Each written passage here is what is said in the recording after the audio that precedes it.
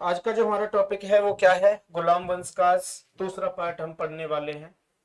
यानी कि आज जो हम पढ़ेंगे वो इल्तुतमिश के बारे में पढ़ेंगे। किसके बारे में पढ़ेंगे बेटा? हाँ, ध्यान से सुनना। बहुत अच्छा टॉपिक है, समझदारी का है। समझना इससे पहले, जितना अच्छा समझ लोगे उतना अच्छा बेटर कर लोगे पेपर में। सुनो, जिस समय ऐबक शासन कर रहा था, और ऐबक से पहले कौन आया था? मोहम्मद गौरी। मोहम्मद गौरी का गुलाम कौन था? बात क्लियर थी? मैंने तुम्हें एक बात बताई थी, अगर तुम्हें थोड़ा सा भी याद है, कि मोहम्मद गौरी का अंतिम आक्रमण 1205 ईस्वी में खोखर के विरुद्ध था। किसके विरुद्ध था? खोखर जाटों के विरुद्ध था। जब 1205 में इसने खोखर के विरुद्ध अपना आक्रमण किया था, तो उस आक्रमण में एक सैनिक था, जिस सैनिक का नाम था इल्तुतमिश। क्या नाम था इसका? ध्यान से सुनना। इस खोखर जाटों के विरुद्ध इल्तुतमिश ने अपना जो रवैया अपनाया था वो बड़ा कड़ा रुख अपनाया था। इसके आक्रमण के प्रभाव से मोहम्मद गौरी बहुत प्रभावित हुआ था, इसलिए इसे एक बड़ा मनसबदारी का पद तो नहीं दिया था, लेकिन अपने साम्राज्य में से रख लिया था आने वाले भविष्य के लिए। इस इल्तुतमिश को जो खरीदा था वो ऐबक ने खरीदा था। किसने खरीदा था? ऐबक ने। और इस ऐबक को किसने खरीदा था? गौरी ने। ये भारत का दुर्भाग्य ही तो है, और क्या है। यानी कि गौरी ने ऐबक को खरीदा, यानी ऐबक गौरी का गुलाम था, और इल्तुतमिश ऐबक का गुलाम था। यानी भारत पर शासन कर रहा है गुलाम का भी गुलाम। ऐसे लोगों ने भारत पर शासन किया जो किसी बाजार में बिका करते थे। एक जैसे आज पशुओं की पैंठ लगती है, ऐसे बेचे जाते थे, इन्हें खरीदा जाता था। ऐसे लोगों ने हिंदुस्तान पर राज किया। ऐबक की मृत्यु हुई 1210 ईस्वी में। चौहान पोलो खेलते समय घोड़े से गिरकर इसकी क्या हो गई थी? मृत्यु। इसकी मृत्यु होने के बाद इसका एक बेटा था जिसका नाम था आराम शाह। क्या नाम था? ऐबक का एक बेटा था जिसका नाम था आराम शाह। बहुत ध्यान से सुनिएगा। जैसे ही ऐबक की मृत्यु हुई, और इस ऐबक की मृत्यु के बाद इसका बेटा आराम शाह गद्दी पर बैठा, और ये आराम शाह गद्दी पर बैठा 1210 में, और 10 से कब तक रहा? 11 तक। इधर ऐबक का एक गुलाम था, और इसी गुलाम से अपनी बेटी का विवाह कर लिया था, यानी कि इसका दामाद भी था, जिसका नाम क्या था? इल्तुतमिश। ऐबक ने, ध्यान से सुनिएगा, ऐबक ने अपने गुलाम, या इसका नाम क्या था? इल्तुतमिश। ये इसका गुलाम भी था और ये इसका क्या था? दामाद भी था। इल्तुतमिश के साथ अपनी बेटी का विवाह कर दिया था। इल्तुतमिश को बदायूं का गवर्नर बना दिया था। बहुत अच्छा प्रश्न पूछा जा सकता है। क्वेश्चन ये आता है कि इल्तुतमिश शासक बनने से पहले कहां का गवर्नर था? तो आप क्या करेंगे? बदायूं। कहां का गवर्नर था इसे? ये बदायूं का गवर्नर था। यही उत्तर प्रदेश में जो बदायूं पड़ता है, इसी बदायूं का गवर्नर हुआ करता था। जैसे ही ऐबक की मृत्यु हुई, इसकी मृत्यु होने के बाद जो उत्तराधिकार होना चाहिए था उसके बेटे का हुआ, यानी आराम शाह शासक बना। ऐबक की मृत्यु हुई, मृत्यु होने के बाद इसका बेटा आराम शाह शासक बना, और जैसे ही आराम शाह शासक बना, एक अयोग्य शासक साबित हुआ। अयोग्य के पीछे भी एक बहुत बड़ा कारण है। अयोग्य शासक क्यों हुआ? ये अयोग्य इसलिए था कि जैसे ही इसे पूरी सत्ता मिली थी, लाहौर की गद्दी पर बैठा था। ऐबक की राजधानी कहां थी? लाहौर। ये लाहौर की गद्दी पर जैसे ही बैठा, मदिरा का पान करने लग गया। मदिरा मतलब समझते हैं ना? शराब। हाँ, एल्कोहल। ये बहुत शराब पीने लगा, और जो आदमी शराब पिएगा तो उसका तो बुद्धि तो छीड़ होनी ही होनी है, सीधा सा मतलब है। इसके भी साथ यही होने लगा। आराम करता रहता था, नाम भी आराम सा, आराम से रहता था। हाँ, कोई मतलब नहीं था। ऐसा लग रहा था कि दिल्ली सल्तनत की अभी अच्छे से स्थापना तक नहीं हुई, उससे पहले बर्बाद होने वाली है दिल्ली सल्तनत। लग रहा था कि ये विदेशी अटैक खत्म हो जाएगा। कुछ ही समय तक गद्दी पर बैठ पाया था। इधर इल्तुतमिश बदायूं का गवर्नर था, लेकिन इल्तुतमिश गुलाम भी था, लेकिन एक महान, एक प्रकार से कहते हैं पढ़ा लिखा बहुत अच्छा सुल्तान था। ये कई बार लाहौर आया और आराम साहब को आकर समझाता है कि ऐसे साम्राज्य नहीं चलाना चाहिए, पर इसकी समझ नहीं आ रहा था, और हदें जब पार हो गई, इसे लगने लगा इल्तुतमिश को कि अगर ऐसे ही सत्ता चलती रही तो ये जो गुलाम वंश है ये समाप्त हो जाएगा, कोई और आएगा, कोई और आक्रमण करेगा। इसलिए इसने क्या किया? इल्तुतमिश ने, इसने खुद आक्रमण कर दिया लाहौर पर। लाहौर पर आक्रमण किया, और इसका जो बेटा था आराम शाह, उसे बंदी बनाया और जेल में डाल दिया। और अब गुलाम वंश का जो अगला शासक बना गुलाम वंश का, वो कौन बना? इल्तुतमिश। इल्तुतमिश ऐबक का गुलाम हुआ करता था और अगला शासक बन जाता है। इल्तुतमिश ने सबसे पहला काम किया कि अपनी राजधानी किसे बनाया? दिल्ली को। यानी राजधानी लाहौर से कहां पहुंच गई बेटा? दिल्ली। दिल्ली की राजधानी दिल्ली सल्तनत में सबसे पहले किसने बनाई थी? इल्तुतमिश ने। इल्तुतमिश ने अपनी राजधानी दिल्ली को बना दिया और जैसे ही इसने दिल्ली को बनाया आराम से रहने लगा।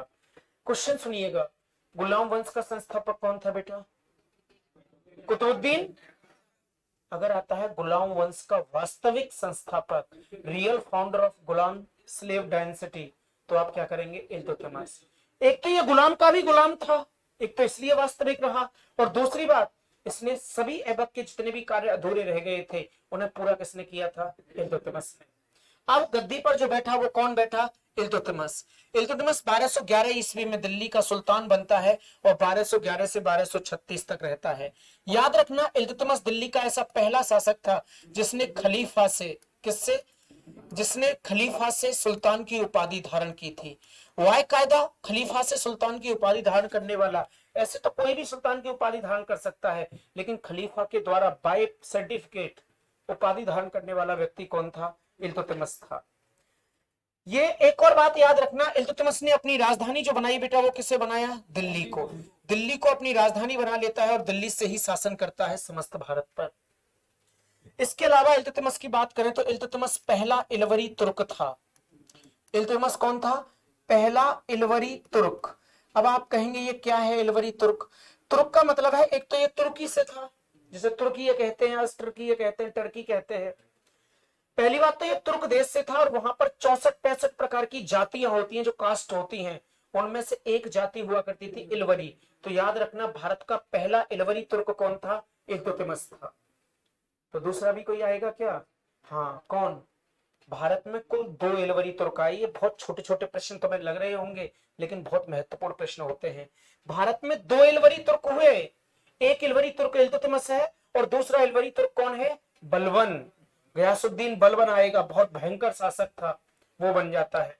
यानी कि ये पहला इलवरी तुर्क था। एक पॉइंट ये याद रखना, इल्तुतमिश जैसे ही गद्दी पर बैठा, इसके सामने परेशानियां कम न थी, बहुत परेशानियां थी इसके समय भी। गद्दी पर बैठा, सबसे पहला इसने काम क्या किया? जो कुतुब मीनार का निर्माण पूरा नहीं हो पाया था, कुतुब मीनार का निर्माण किसने शुरू किया था? किसने किया था? भारत की सबसे बड़ी मीनार कुतुब मीनार। इस कुतुब मीनार का निर्माण ऐबक ने शुरू किया था, लेकिन इसका पूरा कार्य किसने कराया था? इसका पूरा कार्य कराया था किसने? इल्तुतमिश ने। एक बात याद रखना। दूसरी बात, इल्तुतमिश ने मुस्लिम बच्चों की शिक्षा के लिए दिल्ली में, मैं कुछ नीतियां बता रहा हूं तब युद्ध लड़ेंगे हम इसके, दिल्ली में मुस्लिम बच्चों की शिक्षा के लिए एक मदरसा खोला था जिसका नाम था मदरसा ए नासूर। कौन सा मदरसा खोला था? मदरसा ए नासूर। मदरसा ए नासूर नामक विद्यालय की स्थापना इसने कहां की? दिल्ली में की थी। मदरसा ए नासूर नामक विद्यालय की स्थापना कर देता है कहां पर? दिल्ली में, जो सिर्फ और सिर्फ मुस्लिम शिक्षा के लिए था, मुस्लिम बच्चों की शिक्षा के लिए मदरसा ए नासूर की स्थापना कर देता है। इसके अलावा अगर बात करें, इसके अलावा अगर बेटा बात करें तो ध्यान से सुनिएगा अभी इसके बारे में। अगला पॉइंट याद रखिएगा कि इस इल्तुतमिश ने क्या किया था? इस इल्तुतमिश ने एक नई प्रथा भारत में चलाई थी कि अगर किसी व्यक्ति को न्याय चाहिए, न्याय मतलब किसी के साथ कोई झगड़ा हो गया है और उसे न्याय चाहिए, तो वो लाल कपड़े पहनकर ही न्याय मांग सकता था। यानी कभी कभी क्वेश्चन आता है, मध्यकालीन का भारत का वह शासक जिसके दरबार में लाल कपड़े पहनकर न्याय मांगा जाता था, तो वो भी आंसर क्या करेंगे आप? इल्तुतमिश था। लाल कपड़े पहनकर ही इसके दरबार में क्या मांगा जाता था? न्याय मांगा जाता था। इसने तुर्की से 40 सरदारों को बुलाया था। इसने तुर्की से कितने सरदार बुलाए थे? 40 तुर्क सरदार बुलाए थे। ये वहां के बहुत बड़े जमींदार हुआ करते थे, बहुत बड़े धनवान लोग हुआ करते थे, कानून के बहुत बड़े ज्ञाता होते थे। इन 40 तुर्क सरदारों को ये तुर्क से भारत बुला लेता है और जैसे ही भारत बुलाया, इसने एक संगठन का गठन किया जिसका नाम था चहलगानी। कौन से संगठन का गठन किया? चहलगानी। इसी चहलगानी को हम कहते हैं तुर्क ए चालीसा। क्या कहते हैं इसे? बहुत अच्छा प्रश्न कैसे आता है, भारत में तुर्क ए चालीसा या चहलगानी का निर्माण किसने किया था, गठन किसने किया था? तो आप क्या करेंगे? इल्तुतमिश। यही तुर्क ए चालीसा, यही तुर्क ए चहलगानी जो है ना, इस वंश का अंत करेगी, इसके परिवार का अंत कर देगी। यही तुर्के चालीसा, इसका गठन कर दिया। तुर्की चालीसा का काम क्या हुआ करता था? ये जो तुर्की चालीसा हुआ करता था, इसका सबसे महत्वपूर्ण काम हुआ करता था कि जितने भी कानून बनाए जाते थे, जितने भी लॉ बनाए जाते थे, उन सबको कौन बनाता था? तुर्क 40 सरदार बनाते थे। लेकिन अंतिम रूप से जो मोहर लगाता था वो कौन लगाता था? इल्तुतमिश। यानी हम कह सकते हैं कि 40 तुर्क सरदार, इसकी एक कैबिनेट हुआ करती थी, एक प्रकार से क्या था? मंत्री परिषद हुआ करता था। ऐसा था कौन? इल्तुतमिश। अब इसके सामने कुछ समस्याएं जरूर बनी, कुछ चुनौतियां जरूर आई। उन चुनौतियों को समझिएगा वो क्या है। मैंने तुम्हें बताया था कि जो मोहम्मद गौरी हुआ करता था, इसके कुछ सेनापति थे। एक सेनापति का नाम था जिसका नाम क्या था? ऐबक। ऐबक की तो मृत्यु हो गई थी। और एक दूसरा सेनापति था जिसका नाम था कोबाचा। क्या नाम था? कोबाचा। और इसका एक सेनापति था जिसका नाम था यल्दौज। क्या नाम था? अब ऐबक तो मर चुका था इसमें बेटा। अब बचा कौन था? कुबाचा। और कौन बचा था? यल्दौज। एक बख्तियार खिलजी था जो ऐबक का सेनापति बनकर रह गया था। उसने कभी रुचि नहीं दिखाई कि मैं शासक बनूं। लेकिन ये जो दो थे, कुबाचा और यल्दौज, इनको बहुत बुरा लगा। इन्होंने कहा गौरी के साथ युद्ध हमने लड़ा था, चलो गौरी ने मान लीजिए ऐबक को राज्य दे भी दिया, भारत की सत्ता अगर ऐबक को दे दी तो हमें कोई दिक्कत नहीं थी। लेकिन ऐबक की मृत्यु के बाद उसका बेटा बनना चाहिए था। चलो बेटा को मिल गई, फिर भी कोई दिक्कत नहीं थी। लेकिन हिंदुस्तान को तो जितवाने में हमने मेहनत की थी गौरी के साथ, तो वास्तव में अगर उसका बेटा इसके योग्य नहीं था तो हमें मिलना चाहिए था सत्ता। और इन दोनों ने संघर्ष जारी कर दिया। और ये यल्दौज तो इतनी हदें पार कर गया कि इसने इल्तुतमिश को चैलेंज कर दिया, चुनौती दे दी कि युद्ध लड़ लीजिए हमसे। तब जाकर एक युद्ध शुरू हुआ 1215 ईस्वी में। पानी तराइन का प्रथम युद्ध, तराइन का द्वितीय युद्ध तो सब जानते हैं। यहां होता है थर्ड बैटल ऑफ तराइन। कौन सा युद्ध होता है? तराइन का कौन सा युद्ध? तृतीय। दो तो पहले पढ़ लिए ना हमने। ये होता है तराइन का तृतीय युद्ध। और ये कब होता है बेटा? याद रखना, 1215 में। ये युद्ध किन दो शासकों के बीच हुआ? एक का नाम था यल्दौज और एक का नाम था, कौन था? एक का नाम था इल्तुतमिश। दोनों के बीच एक भारी भयंकर युद्ध होता है तराइन की भूमि पर। तराइन का तृतीय युद्ध 1215 ईस्वी में यल्दौज और इल्तुतमिश के मध्य हुआ। एक अच्छा खासा युद्ध रहा। लेकिन इस युद्ध में इल्तुतमिश की सूझबूझ भरी रणनीति के साथ उसने यल्दौज को पराजित कर दिया। यानी कि इल्तुतमिश इस युद्ध को जीत जाता है और यल्दौज इस युद्ध में हार जाता है। और जब यल्दौज हारा तो गिलानी में आ गया, अपने अंदर समझने लगा, बोले मुझे एक छोटे से लड़के ने हरा दिया, जबकि मैंने हिंदुस्तान को जिताने में कोई कसर नहीं छोड़ी थी और उससे गिलानी से रहा न जा रहा था। उसे अपने अंदर अपमान फील हो रहा था। और वहां होकर इंडस नदी जाती है, इंडस रिवर, सिंधु नदी, और ये सिंधु नदी में कूद पड़ा। ऐसे ही नहीं बता रहा, हर चीज का एक पॉइंट है। मध्यकालीन भारत में दूसरा राजा था जिसने आत्महत्या की थी। इससे पहले एक कर चुका था ना आत्महत्या। कौन? जयपाल। किसने की थी? और ये दूसरा कौन है? यल्दौज। यल्दौज ने भी क्या कर ली थी? आत्महत्या। बात क्लियर यहां तक? इस प्रकार एक थोड़ी सी समस्या आई थी किसके समय? इल्तुतमिश के समय। और इसने बड़ी अच्छे से इसे सॉल्व कर दिया था, सब ठीक कर दिया था। इस युद्ध को जीत जाता है। अब बचा कौन? कुबाचा। कुबाचा उन दिनों लाहौर तक पहुंच गया था। कहां तक पहुंच गया था? लाहौर तक। इल्तुतमिश को लगा ये फिर हिंदुस्तान में आएगा, फिर दिल्ली पर आक्रमण करेगा। वो एक काम करते हैं ना, वहीं पर लपेट देते हैं जाके। इल्तुतमिश बड़ी सी सेना लेकर गया और लाहौर में ही जाकर इसे हरा दिया। इसे बुरी तरह हरा दिया लाहौर में ही। और लाहौर में अब यहाँ जो दो समस्याएं थी, जो दो दुश्मन हुआ करते थे, वो सब खत्म हो गए इसके सामने। अब इसके सामने ऐसी कोई समस्या नहीं थी। अब इसके बाद अगर अगला पॉइंट देखें तो इसी के समय भारत में एक भारी आक्रमण होता है। और भारत में पहली बार एक आक्रमण होता है, जिस आक्रमण को कहते हैं हम मंगोल आक्रमण। कौन सा आक्रमण होता है? भारत में पहली बार भारत में 1220, कब होता है? 1220-21 में एक मंगोल आक्रमण होता है। बहुत ध्यान से सुनिएगा। इल्तुतमिश दिल्ली में बैठा हुआ था आराम से। इल्तुतमिश को कोई चिंता ही नहीं थी कोई आएगा या नहीं आएगा। उसी समय मंगोल आक्रमण भारत में हुआ। मंगोल मंगोलिया से आते थे और मंगोलों का सबसे बड़ा नेता था चंगेज खान। क्या नाम था उसका? पता है? चंगेज के नाम से दुनिया डरती थी। वो एक भयंकर दृश्य दिखाया करता था। वो जहां जहां जाता था लोगों को मारना तो उसके लिए गाली, एक प्रकार से जो गाजर और मूली होते हैं ना उन्हें तोड़ना होता है ना, ऐसा काम हुआ करता था। चंगेज खान के नाम से दुनिया डरती थी। लगभग पूरी पृथ्वी का 22% भाग जीत लिया था उसने। इतना महान था। और इसे आप महान नहीं कर सकते, ये क्रूर था, ये बर्बर था, इतना बर्बर था Genghis Khan. Genghis Khan Bharat क्यों आया? करोड़ों लोग मारे थे, सोचकर देखिए, इस दुनिया में से खत्म किए थे। वो तो अच्छी बात है कि भारत में प्रवेश ना कर पाया ये। अगर ये भारत में ओरिजिनल इंडिया में प्रवेश कर जाता तो आज हम चाइना से आगे नहीं होते। हाँ बेटा, बहुत पीछे हो जाते। आज हम चाइना से आगे निकल गए ना पॉपुलेशन में। क्या पता हमारे पूर्वजों को मार देता तो हम ही नहीं होते यहाँ, कौन पढ़ा रहा होता? कोई पता थोड़ी है किसको मार देता। हाँ, कुछ भी हो सकता था। अब ये चंगेज खान आया, क्यों आया? एक जलालुद्दीन मकबरनी शासक हुआ करता था, जलालुद्दीन मकबरनी। कभी कभी क्वेश्चन आता है चंगेज खान भारत में किसका पीछा करते करते आया था?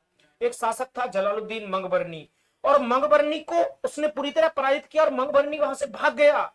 और जैसे ही मकबरनी भागा, ये मकबरनी के पीछे पीछे भागने लगा। और वो मकबरनी जो था वो अपनी जान बचाने के लिए भारत में प्रवेश कर गया, और वो भी उसे मारने के लिए भारत की ओर बढ़ा। समझ रहे हो मेरी बात?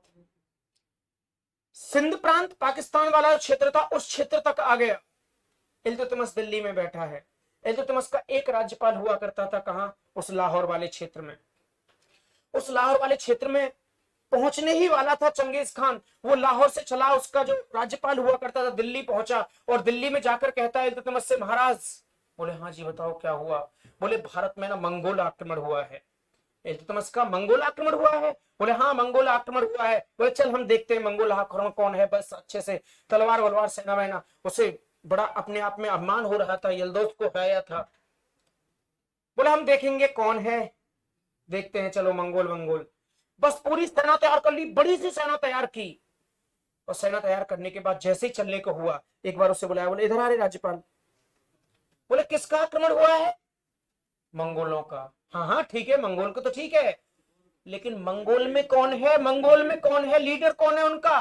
बोले महाराज रहन दो, नाम मत पूछो। बोले बताना नाम क्या है? बोले रहन दो ना, हम कह रहे हैं रहन दीजिए। बोले बता रहे हैं कि नहीं? हाँ बताते हैं। बोले क्या नाम है? Genghis Khan. तलवार छूट गई इल्तुतमिश के हाथ से। बोले चंगेज खान। बोले चलो चलो वापस चलो, सब कोई युद्ध के लिए नहीं जाएगा। सबको बुला लिया, सबको। अब सोच कर देखिए, इल्तुतमिश जो दिल्ली का सुल्तान था, इतने बड़े हिंदुस्तान का सुल्तान था, वो खुद डर गया था। तो सोचिए चंगेज खान कौन था। चंगेज खान की एक बड़ी खास बात हुआ करती थी। चंगेज खान अपने सैनिकों से कहता था, मंगोल आक्रांताओं से कहा करता था कि जिसके भाले पर सबसे ज्यादा डेड बॉडी होंगी ना, जो सबसे ज्यादा मारेगा उसे सबसे ज्यादा इनाम देंगे। इतना पागल था वो। ना किसी स्त्री को देखता था, ना किसी पुरुष को देखता था, ना किसी बच्चे को, ना किसी महिला, किसी को नहीं। बस उसे आनंद आता था हत्या करने में। एक मार देता था, मारने के बाद खुश हो जाता था। इतना बड़ा आक्रमणकारी था चंगेज खान। जब मैं कह रहा हूं पूरी दुनिया का 22% भाग जीत लिया था उसने। जब वो मरा था ना चंगेज खान, तो उसने कहा था मेरी अंतिम इच्छा पूरी ही नहीं हुई। उसने कहा था मैं पूरी दुनिया जीतना चाहता था, 100%, 100% क्षेत्रफल को जीतना चाहता था, पर इस दुनिया को जीतने के लिए एक उम्र काफी नहीं है। एक उम्र कम पड़ गई मेरी। अगर एज कम ना होती तो इस दुनिया को जीत कर दिखा देता। बस इस दुनिया में एक ही बादशाह होता जिसका नाम चंगेज खान होता। इतना था। चंगेज खान भारत में मकबरनी का पीछा करते करते आया था, और जैसे ही आया, अब इल्तुतमिश को पता चल गया चंगेज खान आया है। चंगेज खान जब भारत आया है तो इल्तुतमिश की उदारवादी नीति काम कर गई और हिंदुस्तान को बचा लिया था। ये मकबरनी दौड़ा दौड़ा इल्तुतमिश के पास पहुंचता है। बोले महाराज सहायता करो। बोले किससे करे? बोले चंगेज खान से। बोले भागो यहां से, अभी भागो बेटा, यहां से निकलो। और इसने क्या किया? उसे सहायता ही नहीं दी। चंगेज खान का बस एक ही मन था कि अगर किसी ने सहायता कर दी उसी को मार दूंगा। ये इसकी सबसे बड़ी समझदारी मानी जाती है इतिहास में कि इसने उस मकबरनी की सहायता नहीं की और चंगेज खान के सामने आत्मसमर्पण कर दिया। पता नहीं कैसे चंगेज खान मुड़ गया पीछे की तरफ। वो हिंदुस्तान नहीं आया, उसने पता नहीं क्या दिखा इल्तुतमिश में। और उसने इल्तुतमिश से झगड़ा करने की सोची भी नहीं, जबकि इल्तुतमिश इतना डरा हुआ था कि वो उसके सामने तक ना आना चाहता था। पर एक बात याद रखना, पाकिस्तान भी हिंदुस्तान का हिस्सा था उस समय, उस क्षेत्र में तो उसने आक्रमण किया था। तो कभी कभी क्वेश्चन आता है, सबसे पहले भारत में मंगोल आक्रमण किसके समय हुआ था? तो आप क्या करेंगे? इल्तुतमिश के समय। अब यहां से आगे खूब मंगोल आक्रमण होंगे, खूब मंगोल आक्रमण होंगे, जाकर 1526 में सक्सेस होंगे ये मंगोल। समझ गए बात यहां तक? कुल मिलाकर इल्तुतमिश के समय मंगोल आक्रमण हुआ और इसका शासक कौन बना? Genghis Khan. कौन था? Genghis Khan. Genghis Khan Bharat से वापस हो गया। अब इल्तुतमिश शासन करने लगा, इल्तुतमिश की कोई दिक्कत नहीं, सब ठीक चल रहा था। इल्तुतमिश ने, मैंने बताया, मदरसा नासुर की स्थापना कहाँ की थी? कहाँ की थी? दिल्ली में। इल्तुतमिश का शासन बहुत अच्छे से चल रहा था, अब कोई दिक्कत नहीं थी, कैसी भी समस्या नहीं थी। 40 तुर्क सरदार जो हुआ करते थे वो अपने तरीके से काम कर रहे थे, सब ठीक चल रहा था। इल्तुतमिश ने अपने यहाँ कुछ सिक्के चलाए थे। क्या चलाए थे? सिक्के। और इसने चांदी, किसके सिक्के चलाए थे? और एक मिश्र धातु बना दी जाती थी जीतल की, चांदी एवं जीतल के सिक्के चलाए थे इसने। इसने अपने साम्राज्य में चांदी एवं जीतल के सिक्के चलाए थे और इन सिक्कों पर इसने अपना और अपनी पुत्री रजिया सुल्तान, किसका? अपना और अपनी पुत्री किसका? रजिया सुल्तान का नाम अंकित कराया था। रजिया सुल्तान का नाम अंकित कराया था। ऐसा नहीं था कि इसके बेटे नहीं थे, बेटे भी थे, लेकिन इसके बेटे जो थे वो एक कायर की तरह देखे जाते थे। ये अपने बेटों को इतना महत्व नहीं देता था जितना अपनी बेटी को देता था। इसकी बेटी, ऐसा माना जाता है, एक वीरांगना के रूप में जन्म ले रही थी। वो जैसे जैसे उसकी उम्र बढ़ती जा रही थी वैसे वैसे एक महान योद्धा बनती जा रही थी। इस इल्तुतमिश ने अपनी बेटी को युद्ध के सभी गुण सिखाए थे, एक अच्छा राजा कैसा होना चाहिए वो सभी गुण सिखाए थे। ये अपने बेटों से ज्यादा अपनी बेटी को पसंद किया करता था कि अगला उत्तराधिकारी कोई मेरा बनेगा तो मेरी बेटी रजिया सुल्तान होगी। रजिया सुल्तान भी बखूबी तरीके से अपने कृत्यों का निर्वहन कर रही थी, बहुत अच्छे से घुड़सवारी से लेकर तलवार से लेकर सब कुछ सीख रही थी। यानी दिख रहा था हिंदुस्तान को कि हमारी जो अगली जनरेशन में उत्तराधिकारी कोई बनेगा तो वो रजिया सुल्तान होगा। अब ये रजिया सुल्तान होगी। हाँ, अब ये रजिया सुल्तान जो थी, इस रजिया सुल्तान के लिए एक बात सुनिएगा, उस समय अस्तबल जानते हैं तुम? अस्तबल जानते हैं? हाँ, इसे आखूर कहते हैं, आखूर के नाम से भी जानते हैं। किसके नाम से जानते हैं? इसे उस समय आखुर कहा करते थे अस्तबल को। हाँ हाँ ठीक है करण अर्जुन, देख ले, आएंगे, जरूर आएंगे, आजा। हाँ, मेरे करण अर्जुन आएंगे। क्या दिए मेरे? दी है, सुनो। एक अस्तबल का प्रमुख हुआ करता था। अस्तबल का प्रमुख का मतलब है जो घोड़ों की रखवाली करता था। उसका ध्यान से सुनिएगा, उसका नाम था याकूत। क्या नाम था इसका? और ये याकूत नामक हवसी था। कौन था? याकूत नामक हवसी। पहली बात तो ये समझिए, यहाँ हवसी का मतलब ये नहीं कि अंधाधुंध खाने वाला। हवसी का मतलब वो मत समझिए जो तुम समझ रहे हो, तुम वो समझिए जो मैं समझाना चाह रहा हूँ। समझिए बात को ध्यान से, जब तक समझेंगे नहीं तब तक समझ में नहीं आएगा। समझना बहुत जरूरी है, समझने के लिए सुनो। याकूत नामक हवसी, ये जो हवसी हुआ करता था, ये खाने पीने वाला नहीं था। हवसी का मतलब था बहुत बड़ा बलवान था, पहलवान था। कई पहलवान एक साथ आ जाओ ना, चटका देता था अच्छे से। एक महान योद्धा गिना जाता था। ये अस्तबल का प्रमुख था। घोड़ों की देख रेख करना, लोगों को घुड़सवारी सिखाना, घोड़ों को युद्ध लड़ना सिखाना, इसी का काम हुआ करता था।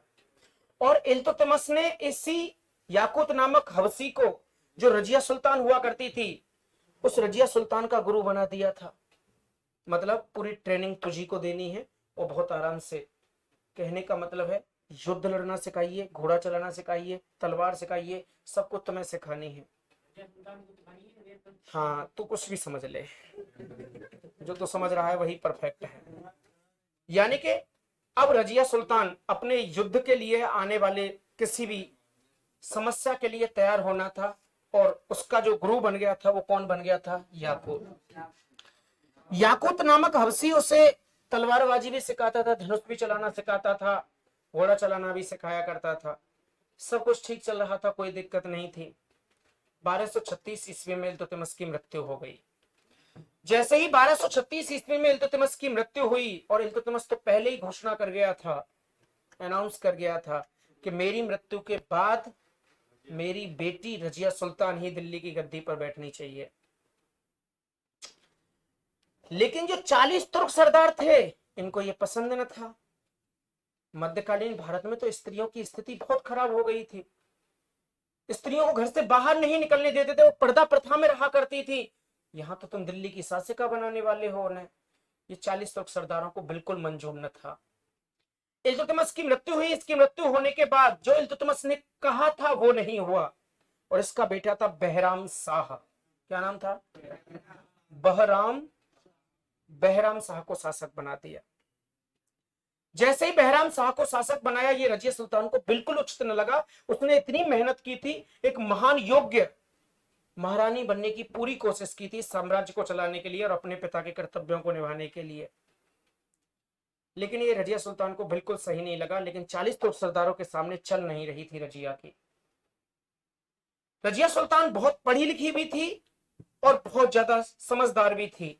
रजिया सुल्तान ने एक काम किया, ये याकूत नामक हबशी था, इसे अपनी तरफ कर लिया। बोले तुम अस्तबल के प्रमुख नहीं रहोगे, हमारे बॉडीगार्ड रहोगे, हमारे साथ रहिए। याकूत नामक हबशी का मतलब था 10-20 आदमी एक तरफ हो जाए और एक अकेला एक तरफ हो जाए। तो रजिया सुल्तान को अपने प्राणों की चिंता तो इसलिए नहीं थी क्योंकि हबशी खड़ा था। समझ रहे हो ना? हाँ। और दूसरी बात सुनिएगा जरा ध्यान से, कि इस रजिया सुल्तान ने लोगों से मिलना शुरू कर दिया।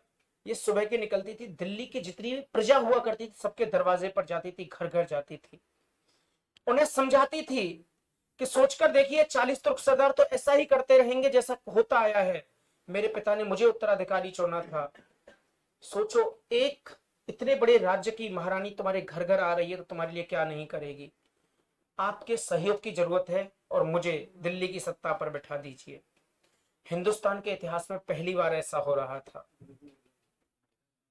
कि पूरी दिल्ली की प्रजा एक साथ बाहर निकल आई इसके साथ, और इसी के साथ हो गई। और इस प्रजा के दबाव में आकर, इतने लोगों के दबाव में आकर 40 तुर्क सरदारों को निर्णय लेना पड़ा और बहराम शाह को गद्दी से हटाया और उसके स्थान पर किसे राजा बना दिया? दिल्ली की गद्दी पर बैठने वाली पहली महिला शासिका कौन बनी? रजिया सुल्तान। करा दे, पहले शादी करा दें। बेटा देखो, शादी के लिए ना नौकरी लगानी पड़ती है। अभी रजिया सुल्तान ने पहले नौकरी लगाई है ना अपनी। पता है कारण क्या था? शादी तो हो जाती, कभी भी करा दे, हम करा देते, कोई फर्क नहीं पड़ता। हाँ, वो अलग बात है, नहीं हो रही हमारी। सुनो मेरी बात, अब हम तुम्हारी तरफ ही बात करके बात करेंगे। सुनो, रजिया सुल्तान की नौकरी तो नहीं लगी थी ना। प्रेम तो वो पहले से ही करती थी, जिसे आप लव कहते हैं। प्यार तो ये पहले से ही करती थी। और किससे करती थी? ये उसी समय से करती थी जब वो तीर कमान सिखाता था, ऐसे तीर चलाना सिखाता था, ऐसे तलवार चलाना सिखाता था, घोड़े पर घुड़सवारी सिखाया करता था ना, ये तभी से प्रेम करती थी। अथाह प्रेम था इन दोनों का। इतिहास में बड़ा मैं बताना नहीं चाह रहा था, पर तुमने मानोगे थोड़ी। सुनो जरा ध्यान से, चलो अब इनकी प्रेम कहानी सुन लो। इन दोनों को ना बड़ा अथाह प्रेम था, बहुत प्रेम करते थे दोनों के दोनों। कौन कौन? हाँ। सुनो बेटा, बात बंद, सुन लिया करो। रजिया सुल्तान और याकूत नामक हबशी दोनों प्रेम करते थे। प्रेम में ही तो ज्यादा सीखता है आदमी। हाँ, ये बात सच है। अगर तुम किसी से प्रेम करते हो, वो तुम्हें कुछ सिखाए, भगवान कसम तुम ना सीखो, ऐसा कैसे हो सकता है? तुम सीखोगे नहीं, तुम गुरुओं के गुरु बन जाओगे। हाँ। अब रजिया सुल्तान कहती थी, बताओ गुरु क्या करना है? बोले लाओ तीर लेके आओ। तीर कमान चलाया भाई साहब, बिल्कुल करेक्ट निशाना। जाना ही है करेक्ट निशाना, तो इसमें क्या है? जाना ही था, इसमें कोई बड़ा बात थी नहीं। यानी ये निपुण होती जा रही थी, सीखती जा रही थी।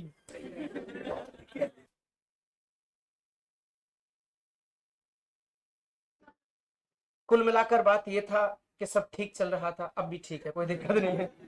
हाँ, अभी गुस्सा सा तो आया था मुझे। कुल मिलाकर बात ये थी, देखो दिक्कत कोई नहीं होती, प्यार करना चाहिए, प्यार करने की ही चीज है। दूसरी बात है, उम्र की भी बात नहीं, उम्र तो बुढ़ापे में भी होता है प्यार। पता है, सुनो मेरी बात, जितना ज्यादा प्यार किया जा सके ना उतना करो। नफरत से तो अच्छा है ना।